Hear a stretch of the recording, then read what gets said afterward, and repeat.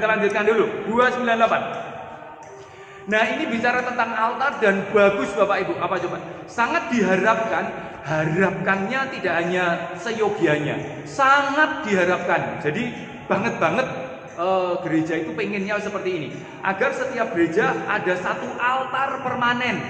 Maka Bapak Ibu, kalau Bapak Ibu itu pergi ke gereja-gereja yang kuno, itu akan ada satu altar permanen dari apa? Batu. Baris berikutnya terbuat dari batu. Di tempat-tempat yang lain dimanfaatkan perayaan liturgi cukup dipasang. Nah, ini sangat diharapkan setiap gereja ada satu altar permanen. Maka implisit mengatakan ada altar geser, itu kalimat terakhir ya. Nah, altar permanen itu satu, nanti di bawahnya itu ditulis dari batu. Mengapa? Supaya tidak digeser-geser, supaya selamanya panti imam itu untuk kurban, bukan untuk konser paduan suara gitu ya. Lah ya, kadang-kala sekarang ya hemat daripada kita bangun aula sendiri. Nah, oke, itu diskusi selanjutnya. Tetapi kalau kita membaca di sini jelas altarnya permanen. Dan di sekitar gereja ini boleh ada altar-altar tidak permanen, geser. Mengapa? Nah, sama seperti pengalaman praktik kalau saya tidak salah ya, kalau salah tolong direvisi. Di Karangpanas dan di Pringbulung, kalau misa minggu mereka pakai altar besar, tetapi kalau misa harian mereka pindah ke altar kapel kecil. Mengapa? Umatnya sedikit kok saya harus pakai altar besar, lalu umatnya semebar tidak karu-karuan. Nah, itu pakai altar kecil, altar geser. Nah, altar itu bisa digeser-geser sesuai kebutuhan. Kalau mau dipakai misa diajukan, atau kalau tidak dipakai misa, ketika misa hari Minggu itu bisa digeser masuk, model-model begitu. Nah, itu yang dikatakan di 298. Maka dari 298 paragraf 1 kita tahu di dalam gereja bisa jadi lebih dari satu altar. Altar utama nggak bisa digeser-geser, altar yang lain itu bisa digeser-geser. Misalnya di bagian sebelah situ, bagian barat itu ada altar kecil. Nanti kalau ada misa-misa kelompok doa, sama seperti ada misa Brayan Timbalan besok Selasa. Kalau umat yang datang hanya 50 misalnya, kan tidak perlu pakai misa altar besar, tapi altar kecil di sana. Lalu sudah ada ornamennya juga. Kalau tidak terpakai, altarnya dipepetkan lagi. Nah, mudah-mudah itu. Maka setiap gereja dimungkinkan punya seperti itu. Gitu Bapak Ibu. Supaya kita tahu saja. Ini ya. Suatu altar disebut permanen kalau dibangun melekat pada lantai dan tidak dapat dipindah-pindah, tidak dapat digeser, mudah-mudah gitu. Nah, altar kita belum permanen. Altar kita altar geser. Gitu ya. Katedral enggak, katedral kita bukan. Katedral kita malah altar geser. Kalau Anda mau lihat altar permanen malah samping katedral itu altar permanen karena nempel di tembok. Sementara tidak dipakai untuk misa, dipakai untuk dudukan patung Tuhan Yesus dan Ibu Maria. Kalau katedral Semarang itu altar utamanya geser, kayu. Kalau Anda mau tahu, saya Jogja nggak keliling kemana-mana, nyun sewu Bapak Ibu. Kalau di Semarang Atmodirono itu mati altarnya, tengah, nggak bisa Anda geser-geser.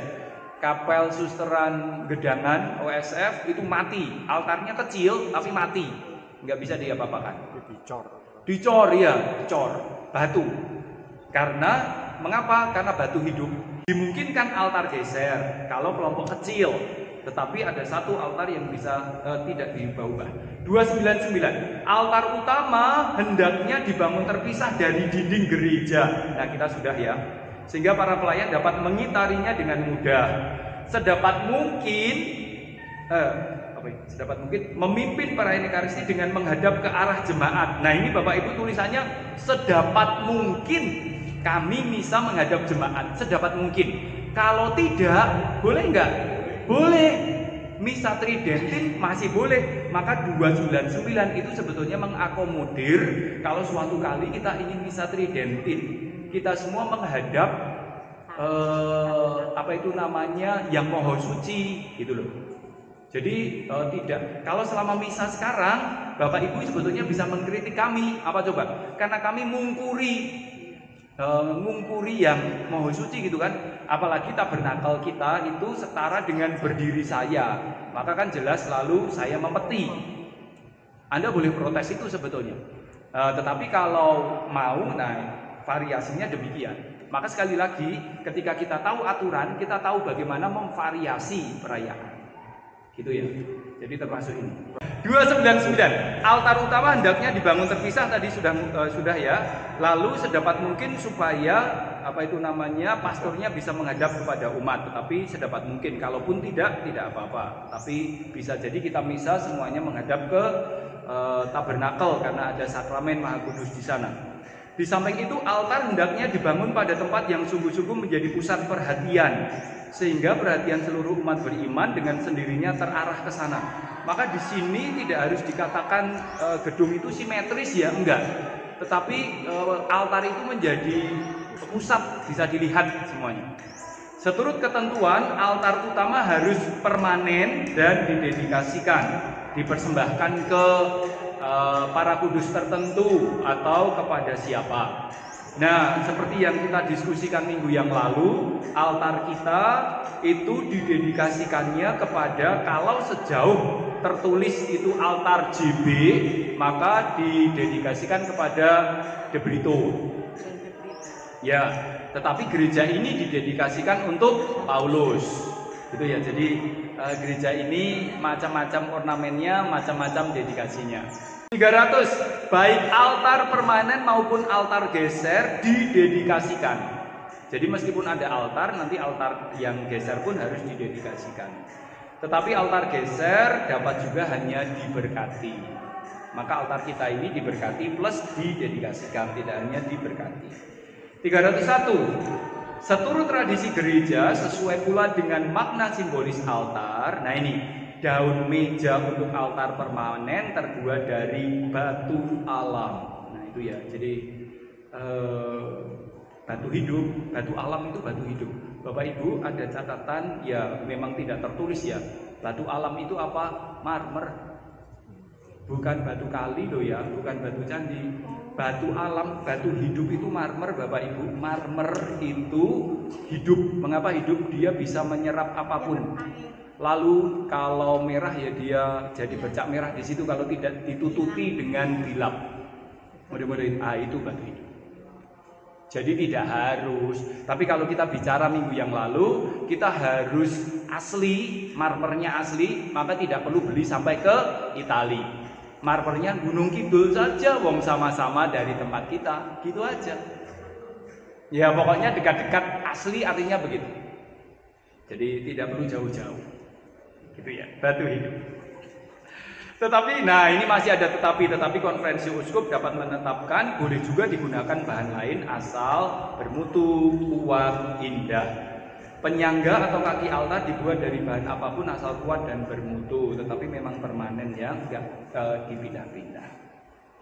Itu altar baku, altar permanen. Altar geser dibuat dari bahan apapun asal menurut pandangan masyarakat setempat bermutu, kuat, selaras untuk digunakan dalam liturgi. Maka altar geser terkait dengan kekuatannya bisa tanya masyarakat setempat. Maka kalau kita orang Pringgolayan, jangan tiba-tiba beli kayu A misalnya, yang ternyata menurut orang setempat itu kalau di sini pasti dipangan teter misalnya. Nah, kita salah. Maka kita harus tanya pada orang Pringgolayan, kayu sing ora bakal rusak nek dinggo mebel nang Pringgolayan apa? Jati itu di daerah-daerah tertentu rusak loh Bapak Ibu. Tetapi kayu yang bagi kita murah, nggak ada harganya, mungkin di tempat ini bisa jadi kuat lama, mudah-mudahan begitu. Jadi rupa-rupanya Bapak Ibu membuat altar pun kita perlu bertanya pada kearifan lokal masyarakat setempat. Saya pernah di Cawas, lalu tukang kayu di Cawas itu pernah mengatakan pada saya, untuk daerah dingin jati tidak cukup bagus. Tetapi dia membuatkan saya mebeler dari kayu sono. Bukan Pak, murah Pak kayunya, malahan Pak. Akasia. Akasia.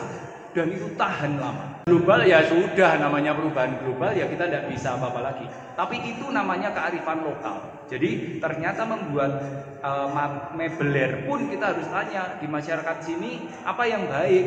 Bukan perkara mahal, bukan. Oh ini di kota A ini bagus banget loh.